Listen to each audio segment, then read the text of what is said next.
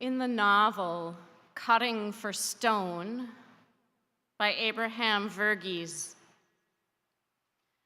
we meet people who come from far and wide to work at a mission hospital in Addis Ababa, Ethiopia. The community in and around the hospital includes Ethiopians and Eritreans, Indians and British, Somalis and Sudanese. Born from a secret union between an Indian nun, Sister Mary Joseph Praise, and a British surgeon, Thomas Stone, we meet the main characters of the story, twin brothers named Shiva and Marion Stone, who come into the world through a traumatic delivery. Orphaned by the death of their mother on the delivery table. This is not a spoiler, the reader knows it by page 3, or by reading the back cover.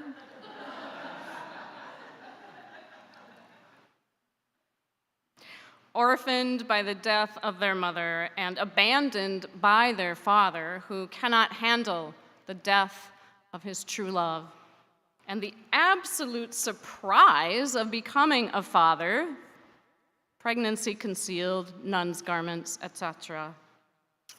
The twins survive through the skill and care of the surgeon's colleagues. Who then are these children's kin? What is kinship? The definition in the dictionary says kinship is connection by blood, marriage, or adoption, family relationship. So when Hema and Ghosh, the surgeon's colleagues, adopt the twins, they become kin. Yet, the second dictionary definition also applies.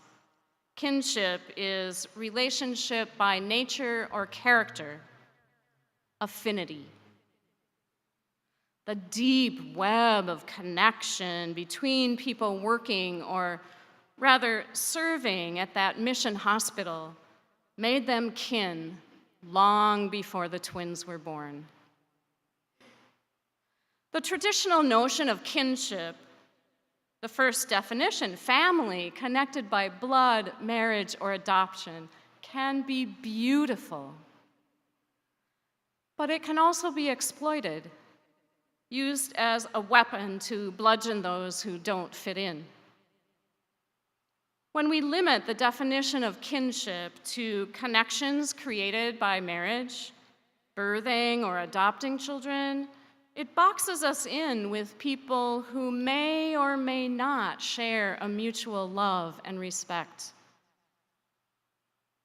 And it excludes other profound connections of affinity.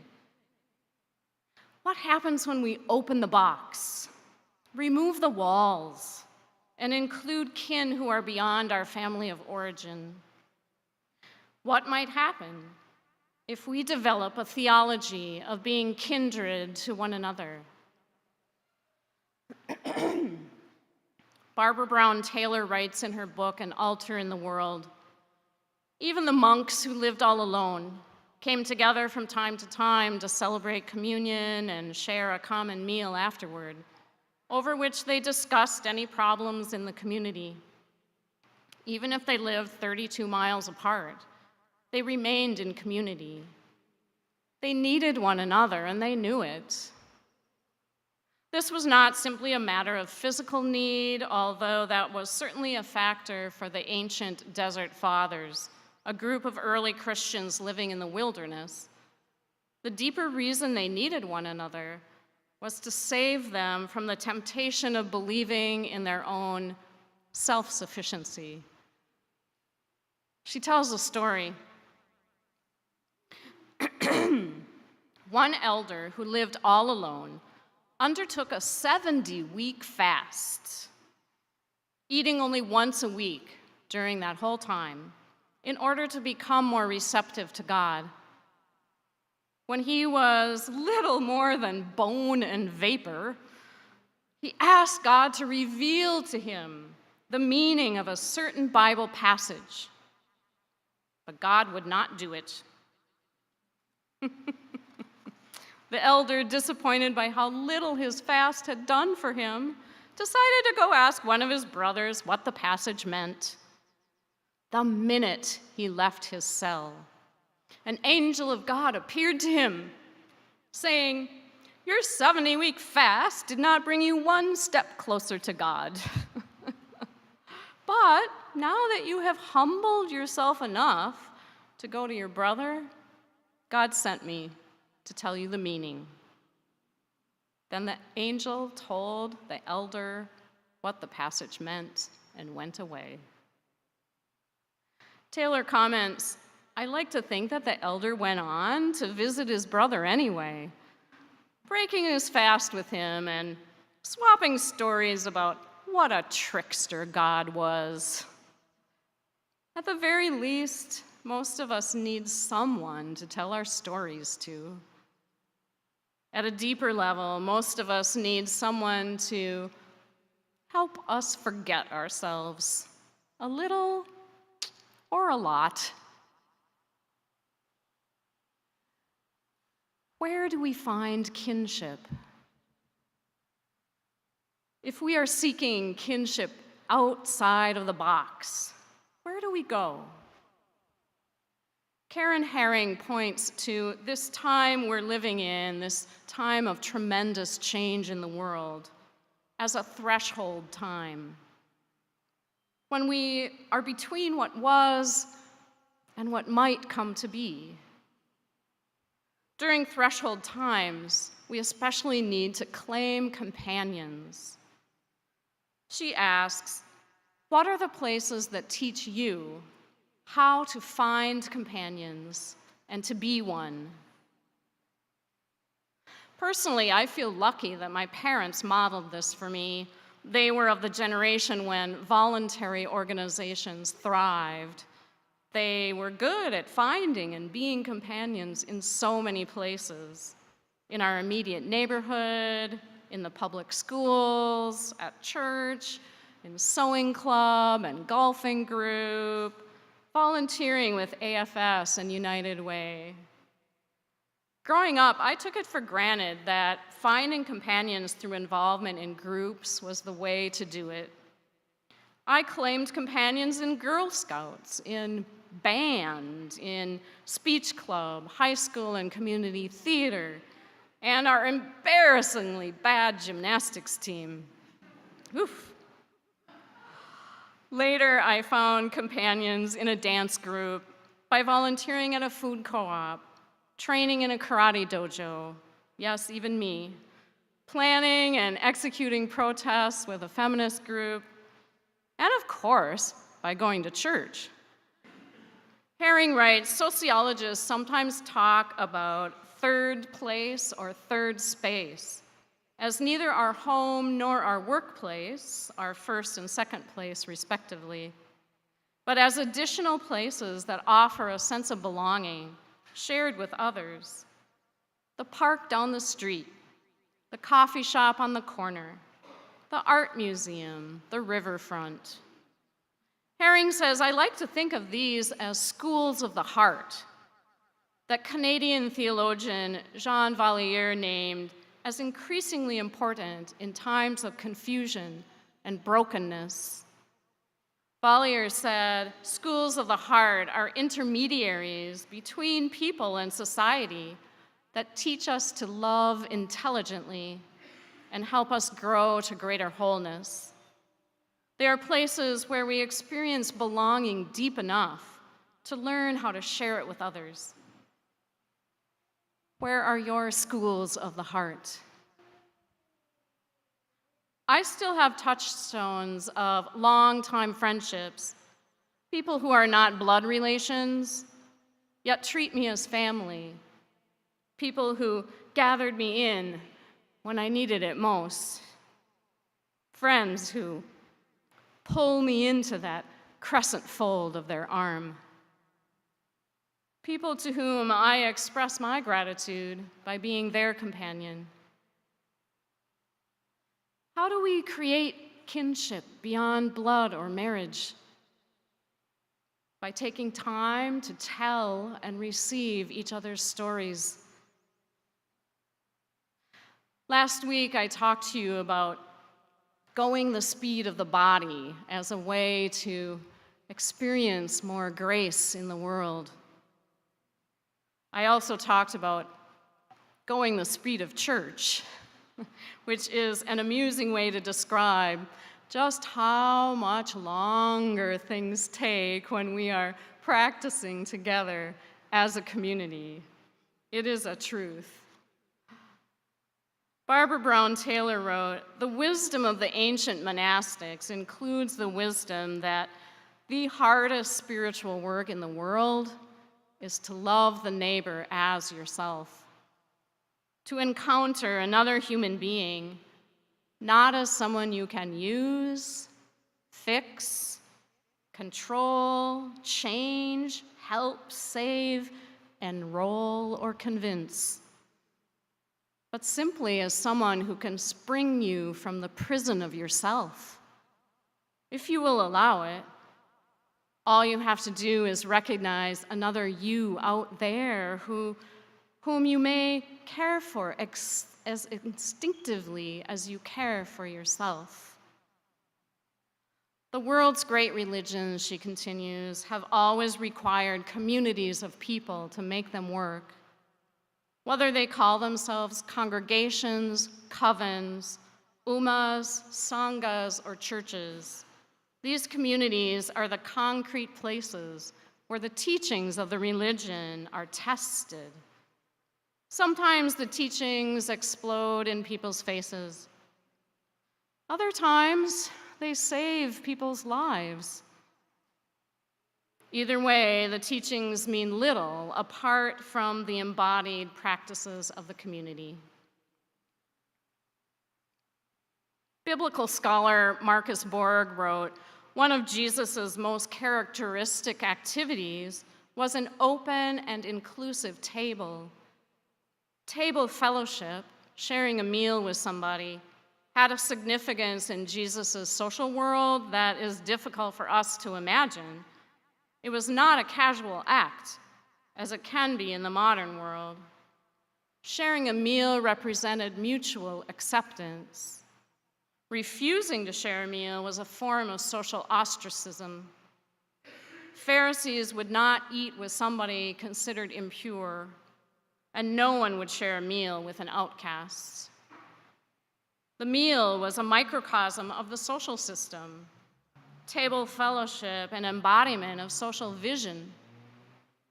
Jesus frequently ate with outcasts, tax collectors, and sinners, and they were festive meals.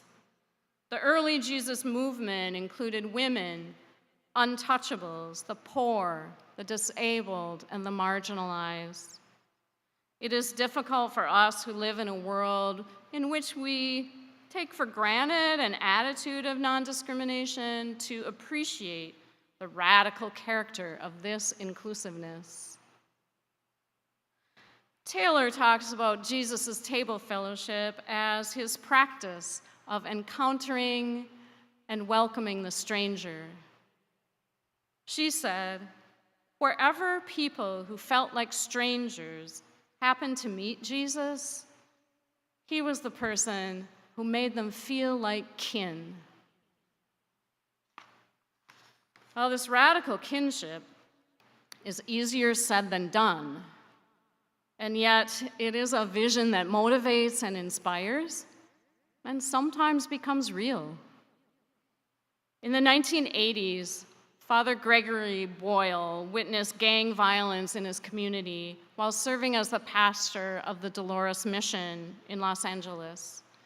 In 1992, Father Boyle founded Homeboys Industries, the largest gang intervention, rehabilitation, and re-entry program in the world. Homeboy employs former gang members and people who were previously incarcerated. Radical kinship is the only thing that mattered to Jesus, Father Boyle said during a talk at Loyola Marymount University in Los Angeles. We are all invited into this exquisite mutuality where there is no us and them. Once we know that we are unshakably good, Boyle said, and that we belong to each other, we can roll up our sleeves and create anew this place of love and belonging that God would recognize. For Jesus, he said, it wasn't about taking the right stand on issues. It was about standing in the right place. The place to stand is with the marginalized, he said. And you don't go to the margins to make a difference. You go to the margins because you want those voices to be heard.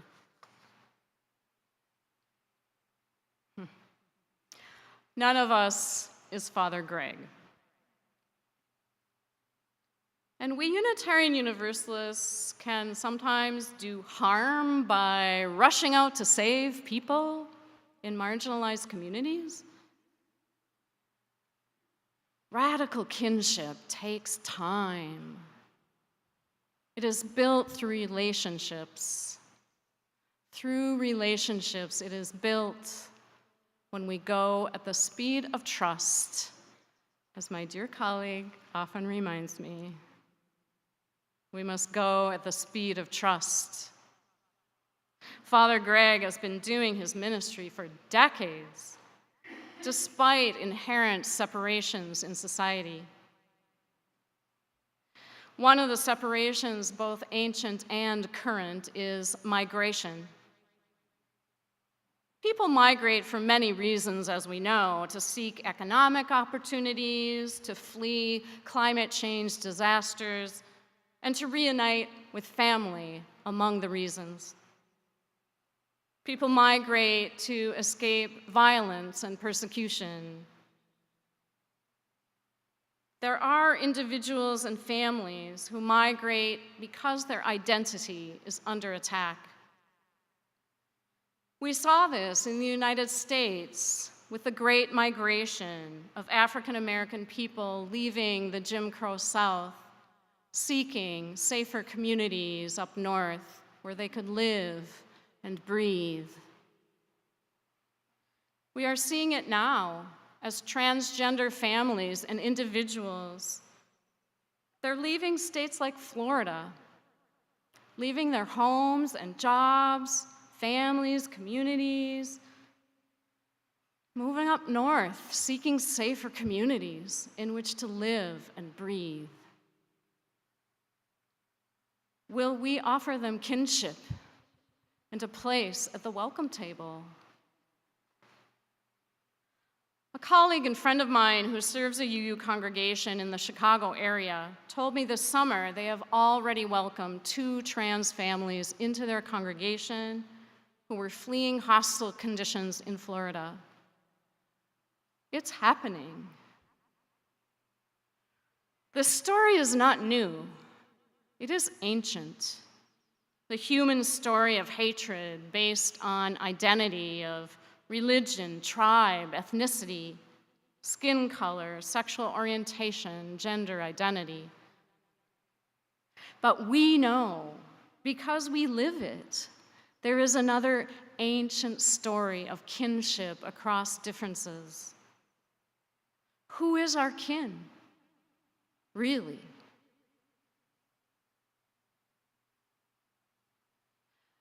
Shiva and Marion Stone both grow up to become surgeons, like their biological father and their adoptive parents. A series of events during the Ethiopian Revolution of the late 1970s causes Marion to migrate to America, where he continues his medical training as an intern at a hospital named Our Lady of Perpetual Succor. Our Lady of Perpetual Succor in a poor neighborhood in the Bronx, New York City. In this setting, again, we meet people from many places: India, Trinidad, Pakistan, Italy, Mexico, Puerto Rico. After 6 years, Marion travels to Boston to take his board exams. He celebrates afterwards. He did well, of course. He celebrates afterward by taking a taxi to Roxbury, where he heard there was an Ethiopian cafe run by someone known as the Queen of Sheba. The cafe is in a split-level house with yellow shingles at the end of a vacant block. As Marion and his Ethiopian taxi driver enter the house, Marion remembers the smell of fermenting honey elicited a Pavlovian response from my taste buds. We found a half-dozen men eating at picnic tables and benches with room for a dozen more. The wooden floor was strewn with freshly cut grass, just as it would have been if this were a home or a restaurant in Addis Ababa. We washed our hands and took our seats, and at once water and 2 small golden flasks of yellow tej were put in front of us. A woman brought a tray of injera on which were generous servings of lamb, lentils, and chicken. This was the real thing. Soon a lovely Ethiopian lady came cautiously down the stairs, careful not to snag her high heels. The queen, for there was no doubt this was she, bowed in our direction while continuing to an office near the kitchen. Then she stopped abruptly. She turned as if she had seen a vision and stared. I was in my suit, my tie loosened. Did I look that out of place? Within the confines of Our Lady of Perpetual Succor, all the tribes of Abraham were represented, and I felt no more foreign than my patients or the staff. Now, as I attracted her attention, and that of the others there, I felt like a Pharisee again. "Praise God," the queen said, her hands on her cheeks. She shifted her tinted glasses to her forehead, revealing eyes wide open in astonishment. Her expression, at first quizzical, now turned joyous, showing brilliant white and perfect teeth. "Child, do you not know me?" she said, moving closer, her rose-scented attar preceding her. "Child, do you not know me?"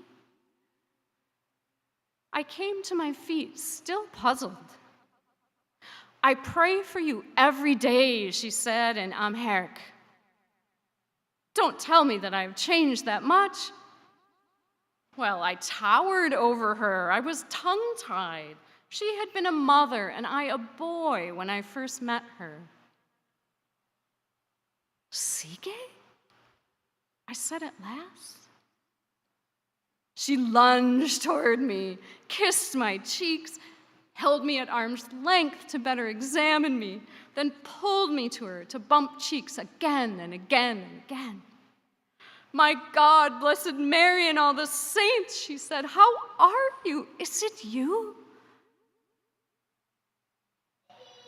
After 6 years in America, it was only at that moment, standing in that yellow house, in her arms, cut grass under my feet,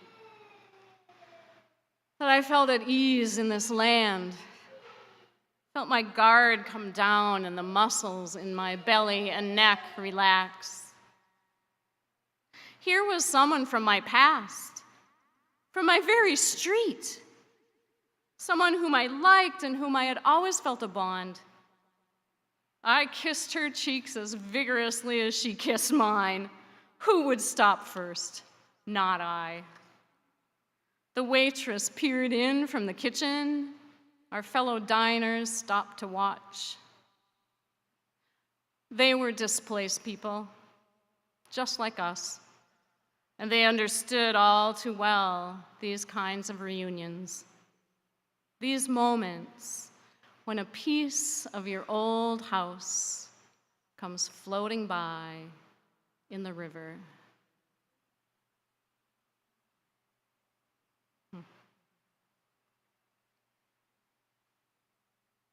Friends, we can be this place of table fellowship where strangers find home in each other, where all are welcome. Floods, fires, identity politics brought to the level of persecution are causing grievous separations and migrations. Let us offer the welcome table that so many are seeking.